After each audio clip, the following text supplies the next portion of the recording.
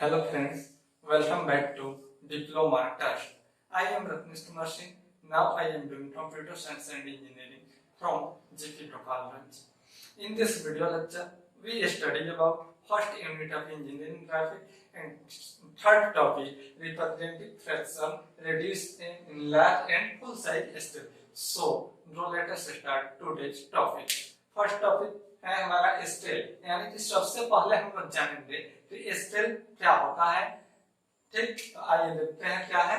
बोल रहा है definition, scale is an instrument which is used for measurement of any object, यानी कि स्केल एक इंस्ट्रूमेंट है जिसकी मदद से हम लोग किसी भी ऑब्जेक्ट का मेजरमेंट कर पाते हैं। जैसे कि किसी ऑब्जेक्ट का लेंथ निकालना हुआ, हाइट निकालना हुआ, विड्थ निकालना हुआ, तो ये सारी चीजें हम लोग किसी न किसी स्केल की मदद से करते हैं। जो हम मोटोस्टूमर बक्स में स्केल मिल रहा है सिंपल, हम यहाँ उसी स्केल की बात कर रहे हैं। But actually in engineers language scale means the ratio between dimension appropriate for drawing and the corresponding dimension of object, यानी बोल रहा है कि लेकिन इंजीनियर की भाषा में जो स्केल का मायने होता है वह एक रेशियो होता है। रेशियो किस चीज का होता है? तो वह रेशियो है डायमेंशन ऑब्टेक्ट फॉर द ड्राइंग, यानी कि हमको ड्राइंग करने के लिए जो डायमेंशन मिला और the corresponding dimension of object, और उस जिस ऑब्जेक्ट का हमें ड्राइंग करना है उसका जो एक्चुअल डायमेंशन है, इन दोनों का रेशियो जो होता है वह स्केल होता है।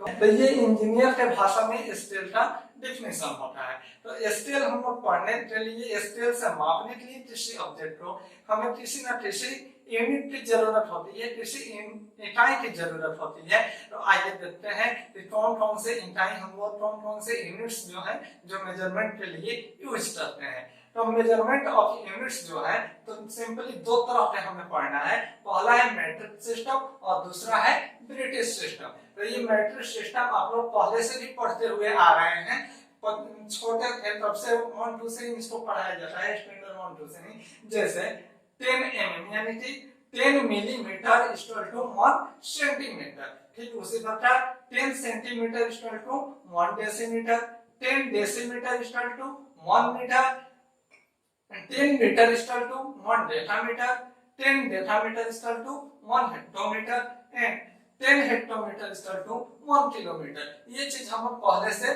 जानते हैं, लेकिन यहाँ एक ब्रिटिश सिस्टम ही हमको पढ़ना है। तो आइए देखते हैं ब्रिटिश सिस्टम में क्या दिया हुआ है। ब्रिटिश सिस्टम में यदि हम ऊपर वाले को छोड़ दें तो यहाँ से हमारा शुरू होता है ब्रिटिश सिस्टम, जिसमें 12 inches equal to 1 foot and 3 feet equal to 1 hand. यहाँ फीट है, यहाँ फुट है, तो इसमें कंफ्यूज नहीं हो रहा है। यहाँ फुट यानी कि सिंगुलर नंबर है और यहाँ फीट, यहाँ 3 आ गया है, तो यहाँ फीट जो है वो प्लूरल नंबर है।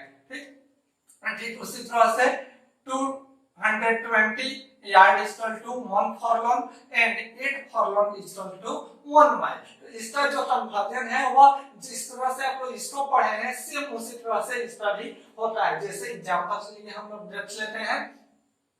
मान के चलिए हमको 1 मीटर को चेंज करना है मिलीमीटर में। यहाँ पूछ रहा है 1 metre equal to what millimetre, तो इसको चेंज कीजिए। देखिए यहाँ मिलीमीटर मैट्रिक सिस्टम के अंदर आता है और मीटर भी मैट्रिक सिस्टम के अंदर आता है। तो ये कहाँ है? देखिए यहाँ है, यहाँ से हमको आना है यहाँ हमको मिलीमीटर मिलेगा। तो यहाँ से चलिए मीटर कितना के बराबर 10 डेसीमीटर के बराबर होता है 1 मीटर। तो यानी 10 ये हो गया हमारा डेसीमीटर इंटू, ऊपर तरफ चलेंगे हम लोग इंटू करते हुए। 1 डेसीमीटर होता है 10 cm के बराबर, तो यहाँ मल्टीप्लाई करेंगे 10 से, यहाँ मेरा 1 रह जाएगा जो मीटर वाला है, और यहाँ इंटू 10 cm। अब इसके ऊपर हमको mm में जाना है, तो हम मीटर से पहुंच गए डेसीमीटर, डेसीमीटर से पहुंच गए सेंटीमीटर, एंड देन सेंटीमीटर से एक बार और 10 से आप जब मल्टीप्लाई करेंगे तो ये पहुंच जाएगा मिलीमीटर। तो ये कीजिए 1000 हो जाएगा, 1000 मिलीमीटर, यानी कि 1 मीटर में 1000 मिलीमीटर होता है। ठीक उसी प्रकार इसमें भी होता है। जैसे फॉर एग्जांपल ले लेते हैं ये कन्वर्जन का आप लोग पहले से भी पढ़े हुए हैं मेट्रिक सिस्टम वाला। मान के चलिए 1 यार्ड को चेंज करना है इंच में, तो चलिए देखते हैं 1 यार्ड इक्वल टू होता है मेरा, चेंज करना है हमको डैश इंच।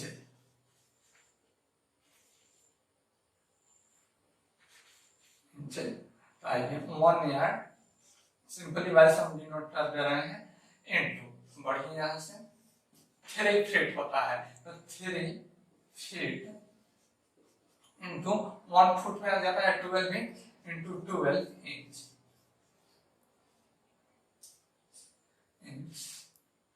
तो इसको आप मल्टीप्लाई कीजिए आप लोग, आ जाएगा इसका आंसर 3 में जब 3 हो गया एंड 12 इंटू 3 तो 36 इंच है, तो इंच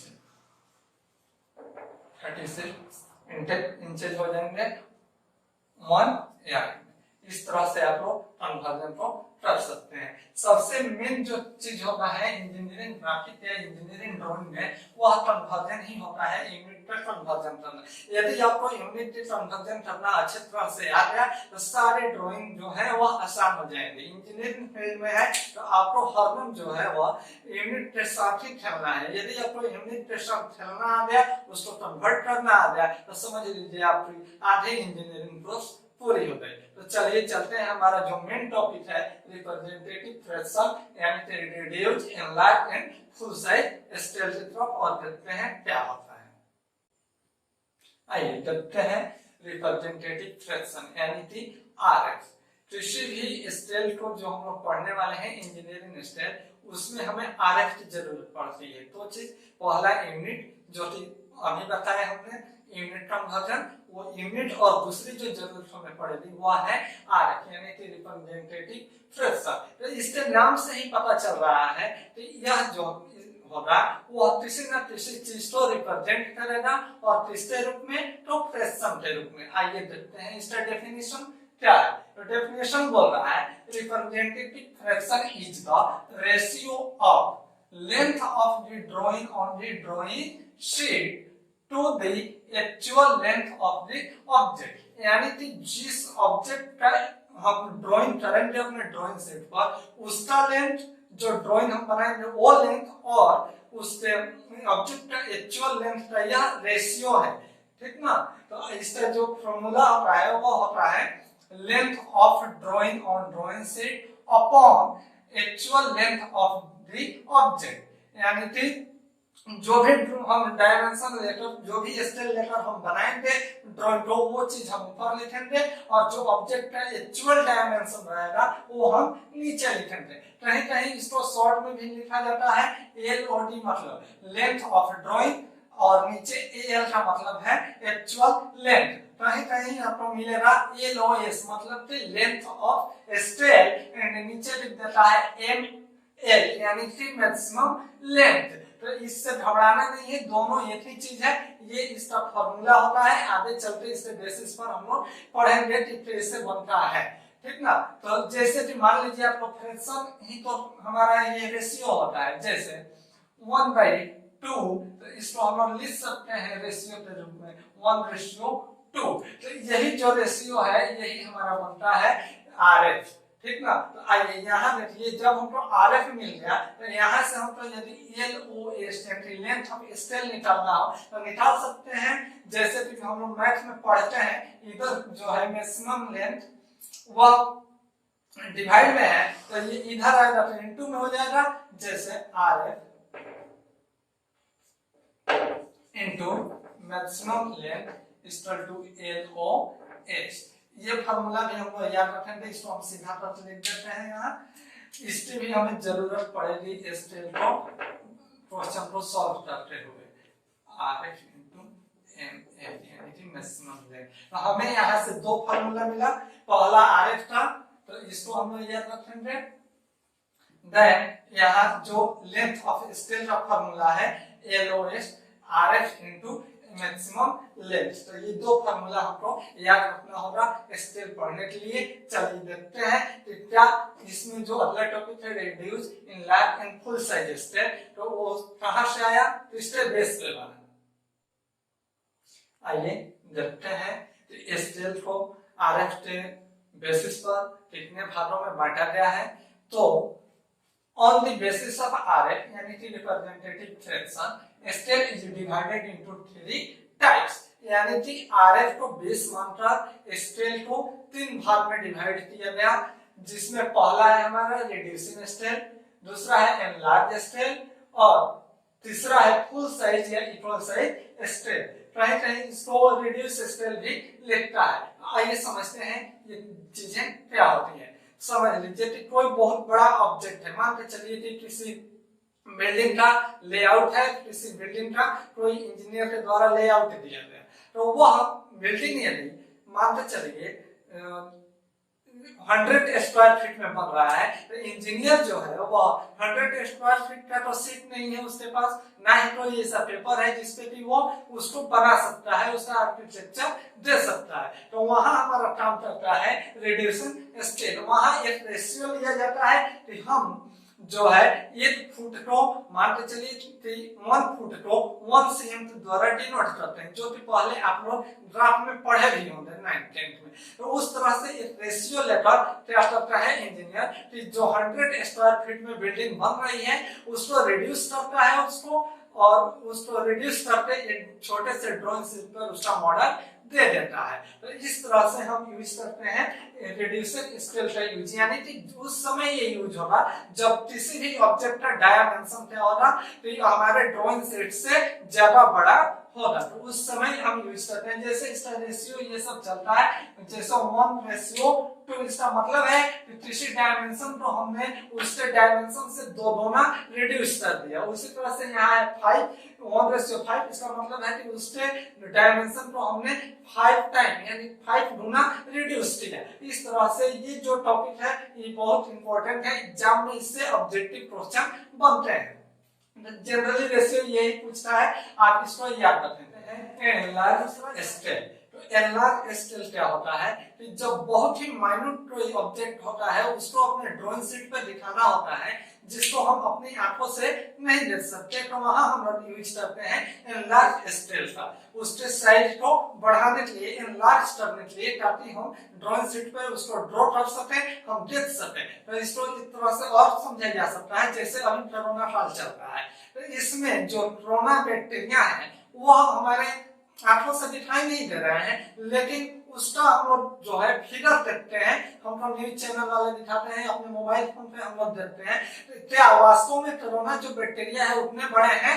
नहीं, वह बहुत ही माइन्यूट है, जिनको हम लोग नहीं देख सकते। तो उनको क्या किया गया, किसी न किसी रेशियो के द्वारा, किसी न किसी स्केल के द्वारा उनके जो साइज है उन साइज को एनलार्ज किया गया, बड़ा किया गया, ताकि हम उसको देख सके कि वह किस आकार में है, कैसे है।